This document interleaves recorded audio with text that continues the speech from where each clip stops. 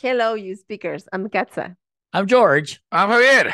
Hi, guys. How's it going today? I want to Okay. tell you about my job. Mhm. As a teacher, I have to do a lot of research and find some new approaches to teaching.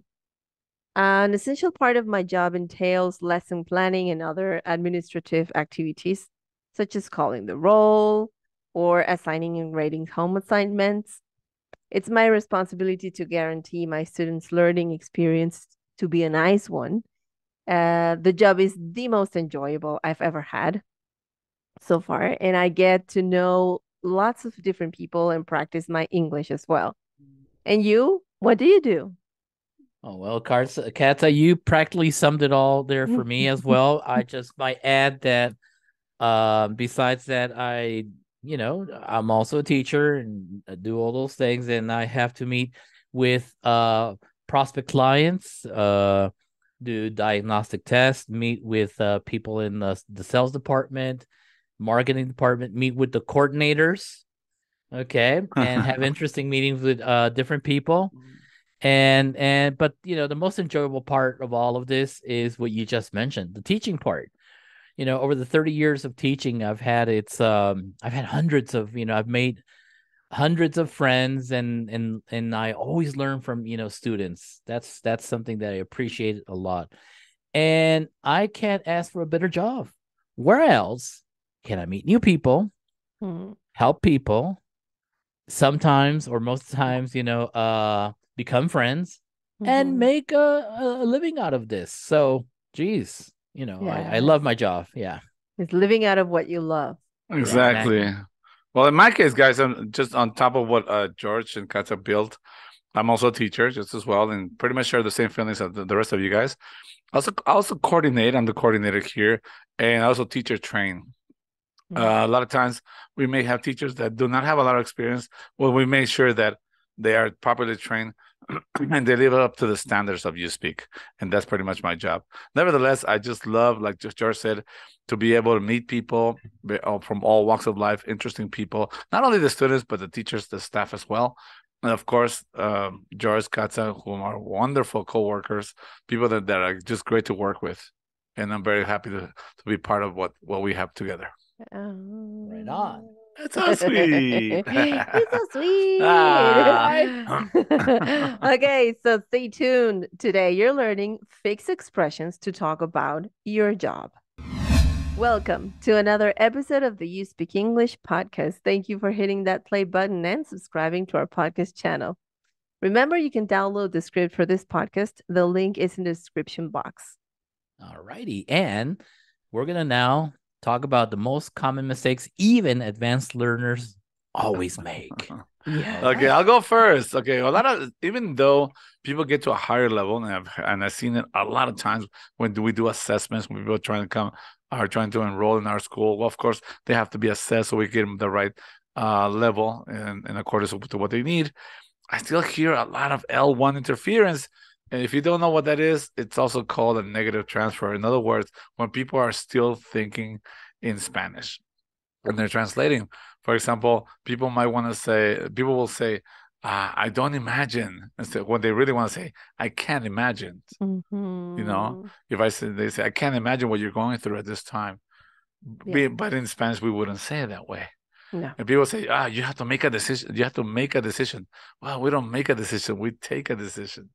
In Yeah. Spanish, we do. But in Spanish, you would say that. So Yeah. be careful. I know there are a lot of applications out there that will help you, but they're based a lot on translation. You Yeah. really need the input of someone who really knows what they're talking about. People like us, native speakers, or just input that is related to reading, speaking, something else. Just be careful. You need someone to guide you in terms of what is it appropriate or not appropriate to be used. Of course. Right. Good, good. That's a great one. Hey, I Mm. also have one, and I'm going to start with a definition of a word, which is the word enough. Now, enough is a synonym of the word sufficient. So, don't say it the following way. This is something that I sometimes hear, people say, I don't have money enough. Mm. Okay. And that's a very common thing. Just what Javier mentioned, it's a direct translation from Spanish, would be no tengo dinero suficiente, right? No tengo dinero suficiente. So the correct form is I don't have enough money. So the word enough goes before the noun, okay, whatever we're talking. All right. So let's see. I'm gonna ask you to okay, I'm gonna give you a couple of seconds. How would you say this following sentence? Okay. I'll say it in Spanish. No tengo suficiente tiempo. Okay. Tick tock, tick tock, tick tock. Is it I don't have time enough, or is it I don't have enough time? The second one. Enough time. The second one, I don't have enough time. Exactly. Good. So enough goes before the noun that you are talking about. All Correct. right. Good one, right. good one. Right. Okay. Good one. This one I actually got in class during the week. And this is very common, mainly because these two words are practically spelled the same way.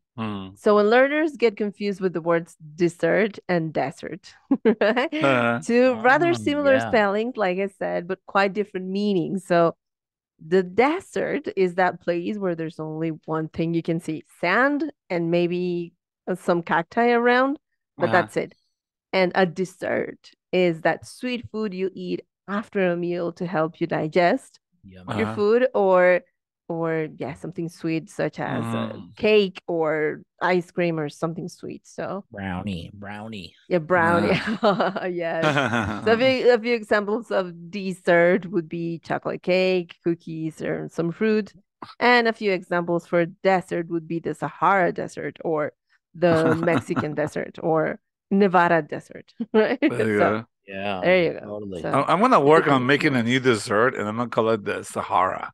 So just confuse the hell out of people. That would be a good dessert. Yes. What's your favorite dessert? Please do. The Sahara. No, The dessert, Sahara. not desert. I just told you. Yes, just watch the world burn. There you go. There you go. All right, next section. Okay, our next section is called phrases in English that don't make sense in Spanish. Yes. New section, guys. New section. Yeah. Yes. All right. So today we wanted to, well, I wanted actually. You guys, I know you guys didn't have anything to do with whatever it. you want, we want Yeah, to. whatever you Exactly. Okay, so I wanted to try something different and brought these phrases which I find fascinating to learn. So the first one we've got is under the weather. Now, I know that you're probably thinking that being under the weather means being exposed to any weather conditions, such as the rain or snow or storm or very sunny or whatever, right? But I have news. Being exposed to the weather that's not related to that expression. So under the weather is actually talking about our current state of being, physically or emotionally. So under the weather could be an equivalent to me siento triste o me siento un poco enfermo. So it has nothing to do with the weather. I like that one. I'm under the weather. Okay. You're about to get sick. Like you have that feeling like I think I'm coming down with something, right? Yes, exactly. Yes. So what happened to George? George went home because he was feeling under the weather. Exactly. Okay, exactly. We can say that was my excuse. That's good. Here's one that I love to use, and I love it when people use it in a sentence because there's no way you can translate it. No. And it's called a ballpark figure. Mm-hmm. A ballpark figure, and that it refers to a random number that is approximate to something else. You know, if I say, "Hey, George, how many people do you think are poor in the world?" I don't know. I have no idea. No number. Well, give me a ballpark figure. That means you can estimate more or less a number, and that'll be fine with me. Mm-hmm. So think of it like a ballpark. Like how many people could you fit into a baseball game, a ballpark? I don't know. I don't count the seats. You just kind of have to round it off and give an idea, an estimate, you know? Right. So, in fact, there's actually two ways to say it. You can say, give me a ballpark figure, and you can, why don't you ballpark it for me?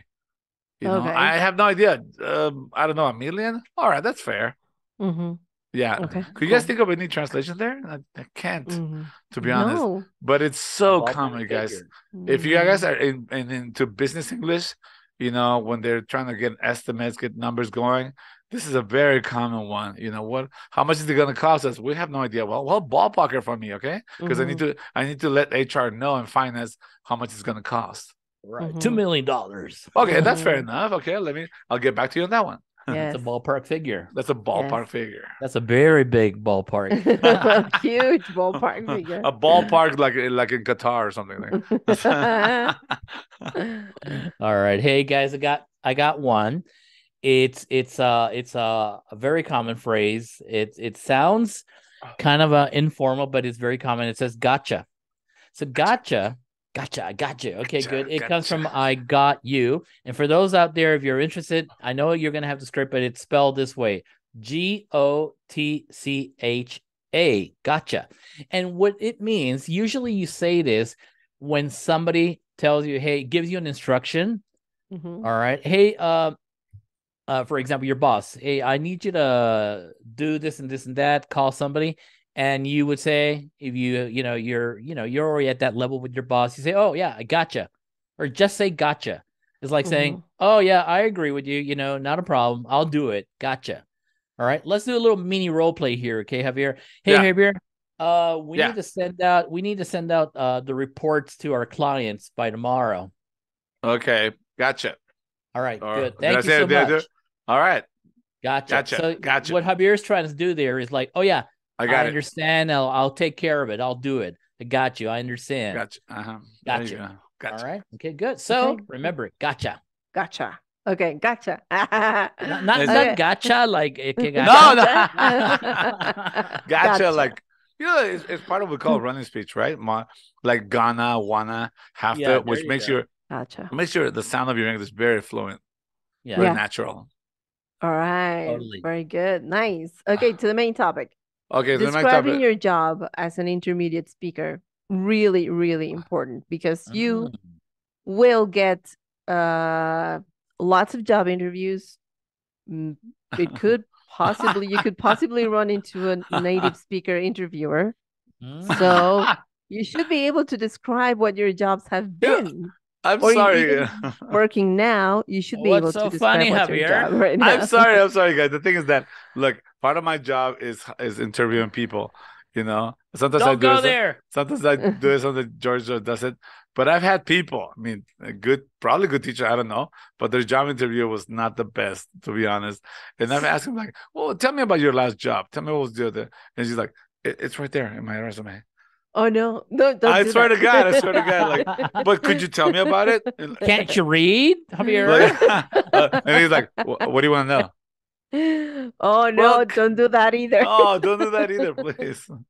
Well, we'll call you. All right, don't call us. We'll call you. Yeah, we'll call you. Thank you. You can read that. We will be able to read your number from your resume. There you go. Okay, so now we'll teach you some examples of job descriptions, guys. So notice the use of must and have to in affirmative or negative statements. For example. All right. Okay, good. Now, you should also notice the use of verb tenses. Bear in mind that when we talk about work, we talk about routines and we use the present simple tense.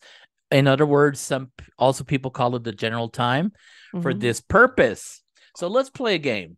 So I'll read the job description and you guys at home will guess what job I am trying to describe, what I'm talking about. Okay? Deal? Deal. All right. Yeah. Okay, good. Job number 1. Here he goes, guys. I help people who are sick. I work with doctors, but I'm not a doctor. I perform physical tests and help patients who have to take their medication on time. I must register medication hours properly, and I have to run an inventory of medicine. So the job is, here goes the options. A caretaker. B, a nurse. And C, a security guard. What do you think the answer is? Tick tock, tick tock, tick tock. Oh, pick me. Ooh. All right, Javier. I know. Is it a nurse? It is a nurse. Oh, it is a nurse. You were gonna say security guard, right? Oh wow, you got me there. You gotta be there. Go for it, Javier. Now you, man. Now you can say gotcha. Gotcha, man. Gotcha. Gotcha, Javier. Okay, my turn. Notice how in this job description, responsibilities and obligations were addressed by using have to and must, okay?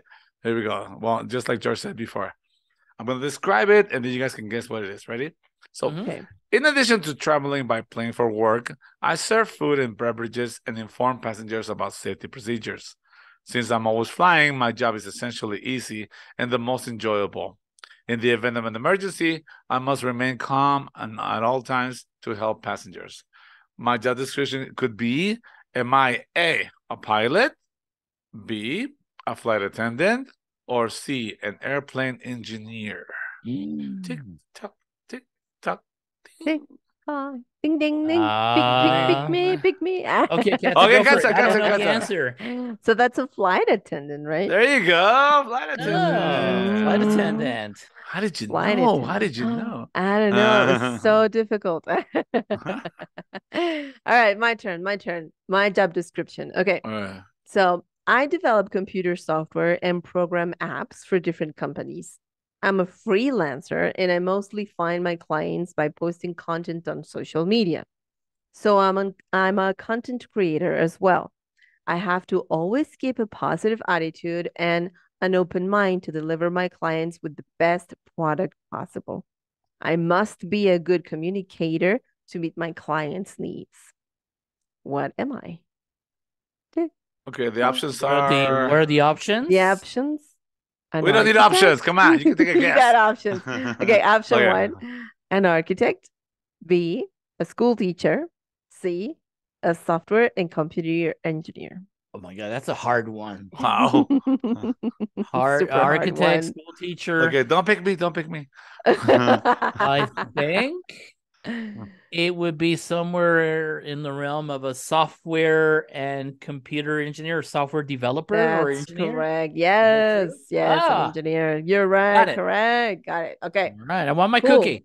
Yeah. Okay. You get a Yes. Scooby snack. Thank you. All right. So, All guys, did you right. notice? Did you notice we included activities and responsibilities and something personal about the job? Did you guys notice that? Well, next time when someone asks you, what do you do with the previous descriptions, your answer should sound somewhere similar to this. Mhm. All right. And adding to Javier's comment, it's always advisable to learn a list of verbs and keywords according to your job description. Remember, in the world of business and companies, we should develop a skill to describe our jobs efficiently and accurately in just a few connected ideas. That's right. That's correct. All right. I had a lot of fun. We had a little game going on, but it's time to wrap things up. Righty. Okay, well, All I right. am happy to be here again, guys, with you. It was a pleasure sharing all of this material and information. And it's always a pleasure to be here with Javier and Katza, and I'll see you next time. All right. Thank you very much, guys. Thank you very much for all of you listening. I've heard from you guys that you listen to the podcast on the way to work. Don't pay too much attention when you're driving. Be careful out there. But yes, listen to it again when you get home. Yeah, safety first. Okay. Safety This first. is it for today. Thank you to all of our audience out there, and remember to subscribe to our channels. We have so many channels now. So if you like this podcast, please share it with all your friends. You should also check out our YouTube channel where you can get the podcast version in video. You're more than welcome to comment on our videos as well. You can also visit our website where you will find articles about English practice and learning. And remember to download your script. And also remember, Perfect practice makes perfect. all right, until next time. Salam.